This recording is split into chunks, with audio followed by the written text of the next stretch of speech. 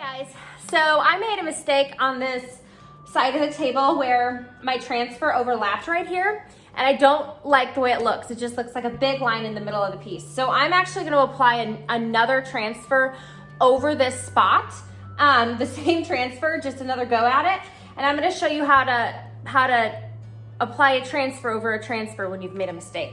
So I've been rubbing it down with some coarse grit sandpaper, and this already had some paint on the edges because I had it over too far, didn't measure up correctly, obviously, and so I tried to blend it in with chalk paint. So that is what's there. So we have transfer and a little bit of chalk mineral paint.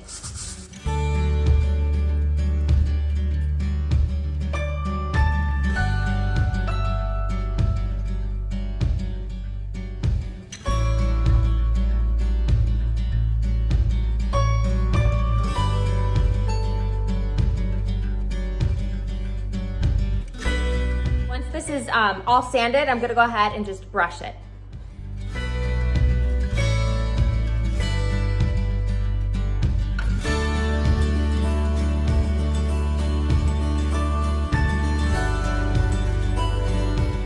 Then I'm gonna apply a coat of chalk mineral paint over it.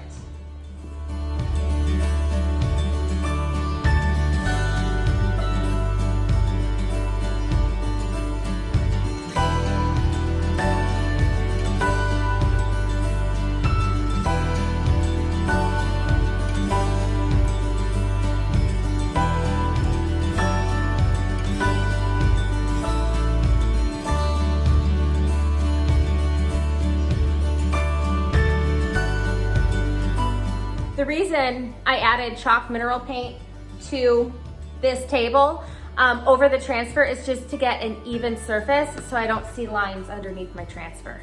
So that's why I added this coat of paint. So we're gonna let this dry. We're gonna come back and put the transfer on. Okay, so we are gonna get this corrected and I'm gonna show you my steps of doing it right this time instead of trying to hurry. Okay. So the first thing is, this is the back of it. And what I'm gonna do is I'm gonna take this edging off of this sheet. So I'm gonna cut it as close to the stick line as I can. And what that's gonna do is that's just gonna kind of help me measure and line my stuff up better.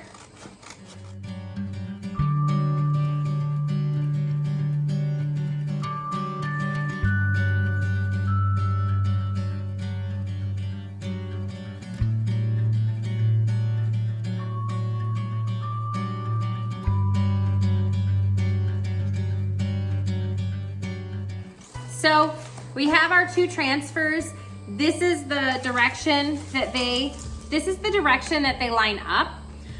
So I need to make note that it's not gonna cover my edge completely. So if it connects right here, I'm gonna have a little bit of edge on either side. So I kind of want that to be even. So I'm gonna scoot this over a little bit and I am going to mark it. And I'm just gonna mark it with my razor knife in the paint because I don't have a pencil handy. And I can even measure it.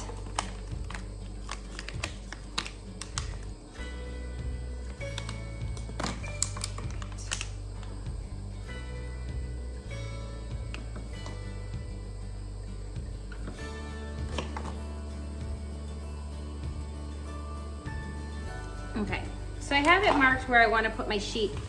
Now I just want to measure. So I want to, when I'm taking this sheet here, I'm gonna over measure. So there's just this little itty bitty spot right here that will hit the edge, and I want that to overlap just a little bit. And I want this to kind of come down. So I wanna cut this at right about 6 inches. Now, I do have the option, since I'm using these sheets, I can use the top of them or I can use the bottom, and I kind of like the bottom better. So I'm gonna cut 6 inches in this way instead of the other way.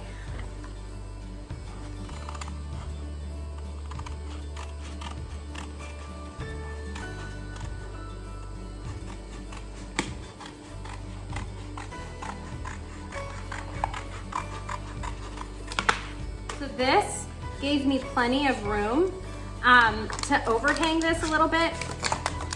And I want to overhang it a little bit so it covers solid, and then I'm gonna add like a mousse right here. So I'm gonna do the same thing on this side and make sure I cut the right one that matches up, which would be this one. So I'm just gonna go 6 inches in.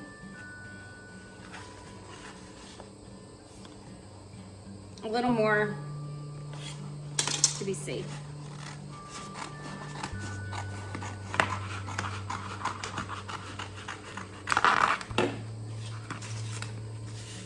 Okay, I'm gonna put this one down first since I have this and this here. And I can kind of see my line through.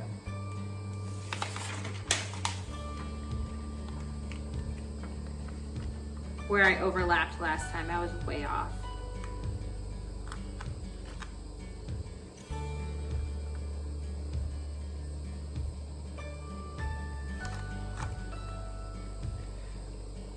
Okay, so I just have it set in.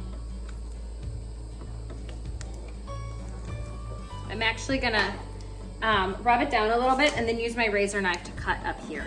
So I want to rub down my edges.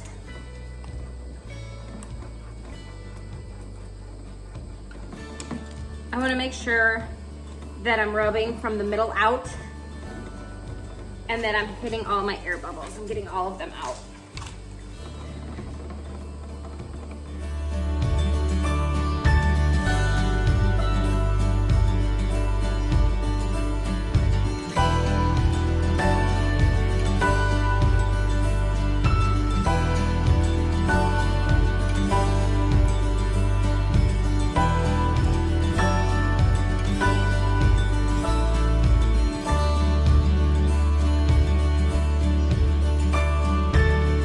Decided I am gonna make this cut because it's gonna make it easier. Now, when I cut up here on this lip, I cut a little higher so that I didn't have to be like concerned about being so precise.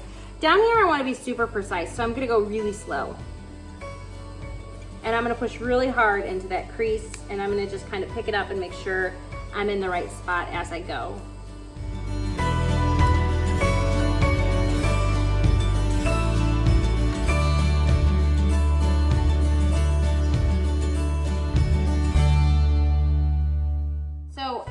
I had a little bit coming up, so I'm just gonna rub this down a little bit better, get that adhesion, and then go back in.